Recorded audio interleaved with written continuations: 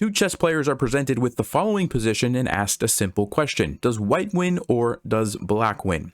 Black's pawns are going down this way, white's pawn is going forward, and it is white to play. The first chess player looks at the board for a few moments and then says that's easy, it's a win for white, because even though the pawn is 3 squares away and black's pawns will become a queen faster, when white's pawn queens, it's with check. As an example, the pawns go for the race.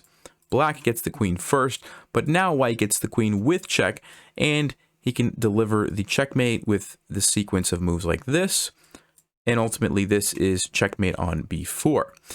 The second chess player says, nope, you're wrong, and the reason you're wrong is because when white pushes the pawn forward, black is not going to push either pawn.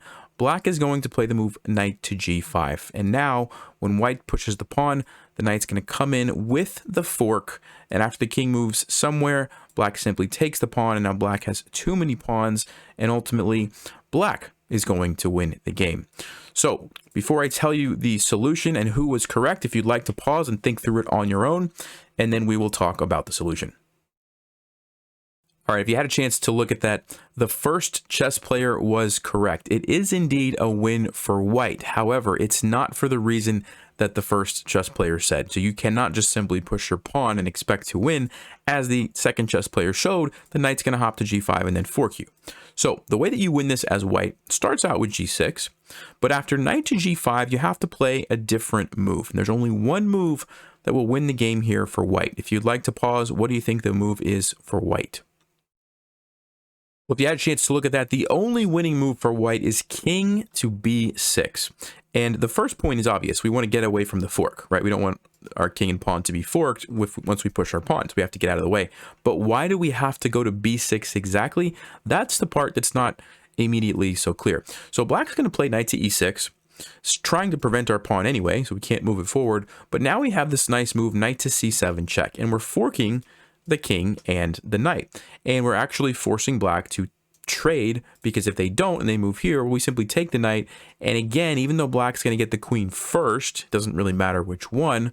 When we get the queen, it's with check, which ultimately leads to checkmate, and we win. Okay, great. So we can see that this forces black to capture our knight, and we get this position, which we will come back to in just a second. This is fascinating still, because again, black's going to get the queen first, although we do get ours with check, and that leads to some further complications. However, before we go there, we have to answer the question of why was king to b6 the only winning move? Like, couldn't we move our king really anywhere? Like, let's just say king to c8, because on knight to e6, we still have the fork, which is going to force the knight trade, right? Wrong. The answer is after knight to c7, black's not going to trade the knights anymore. They're going to simply move their king. And because our king wasn't on b6 preventing this, this was an option for black. And now, yes, we can take the knight for free. And yes, we can probably get a queen. However, remember, both of these pawns are getting queens first. And now we no longer are getting a queen with check. Okay, so for example, black can play a2, gets a queen, we get a queen, but now it's black's turn. And black can, like Stockfish is saying, d2 is the best move. Just keep pushing. Get ready to get another queen. And our pieces are not in a good setup to deliver a checkmate on black in this variation. Okay, so that is why very key move going back here was king to b6. You had to play here. Okay, but after king to b6, knight e6, now we can force the knight trade like I mentioned. However, as white, we still have the problem that black has 2 pawns that they can push to try to become queens. Now, if they push the a pawn, this doesn't really make a lot of sense, and here's why. g7, they get the queen, we get the queen with check, and we have this very nice follow-up. Queen to b8 check. We can take this pawn if we want, and then we can simply go queen to a7 check, skewering the king and the queen. This forces the king out of the way, and we simply take the queen, ultimately in time to stop this guy. A pretty easy win for us, okay? So it doesn't make sense for black to push the a pawn because of that reason. However, the d pawn looks pretty nice. So after d2, g7, d1 queen, we get the queen with check, the king goes to a7, but we no longer have a skewer on the queen like we did before. And so if you would like to pause here, what is the winning move for white? And there's only one move, and I'll just go ahead and tell you it's not an easy move to find. At least it wasn't for me when I was going through this position. But if you'd like to pause, Go ahead and do that. All right, if you had a chance to do that, the only move that wins for white here is queen to c4. And when you first look at this move, it's kind of like, okay, so we moved our queen to c4. Like, why did we choose c4 over any other square? And the reason is pretty fascinating. So first of all, we are threatening checkmate on a4. Now, I know what you're thinking. You're thinking, well, you're not really threatening checkmate on a4, Nelson, because the queen is there. Well, that's kind of one of the points.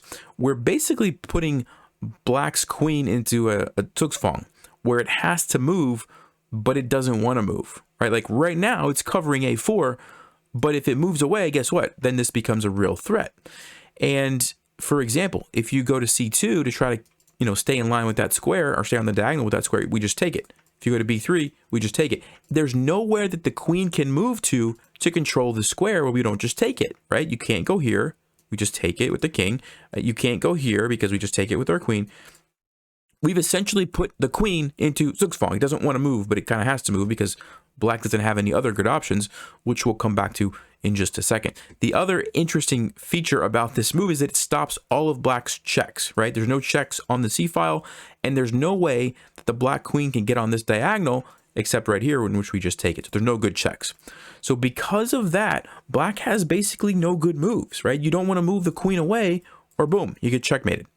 The other thing, you might think, well, can't the queen somehow maybe like block once we go there on a6? Well, no, you can't, because how would you get to that square? Well, along this diagonal, right? Which you can't do. So queen c4 kind of controls all of the important diagonals and files, really just shutting down black's queen. Now, one other thing I want to point out, we've talked about the queen, but what about this pawn? Well, if you push the pawn, now queen takes a2 accomplishes the same thing, right? So right now you can't go to a2 because the pawn is blocking, but if it moves, this is leading to checkmate.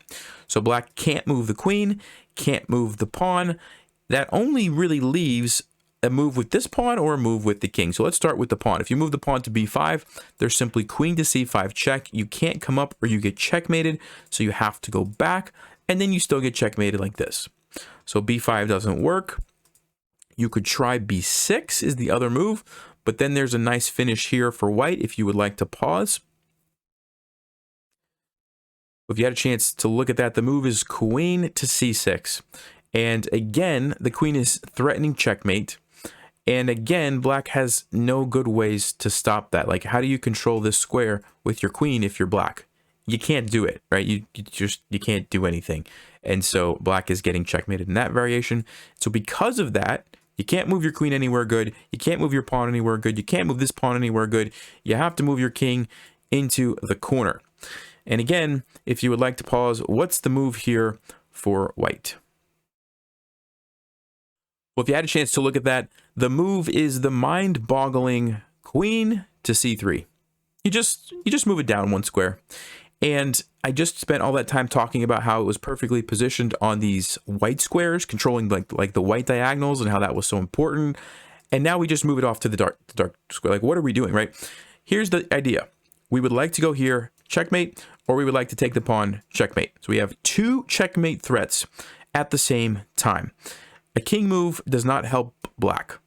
A pawn move does not help black. So what is, well, b6 stops this one, but it doesn't stop this one. And then b5 would actually prevent this one because you could block, but it doesn't stop this one, okay? So no pawn move works there. Of course, if you push the pawn, it doesn't help. And so black has to make a queen move. Now, some of you might have noticed that there is a square available for the black queen to control both this square and this square. If you'd like to pause, what is that move? That's correct. If you said queen to a4, that's the only move that black can safely play with the queen that controls both of the checkmate threats. And so after queen a4, you might be thinking, okay, it looks like black has just solved all of their problems.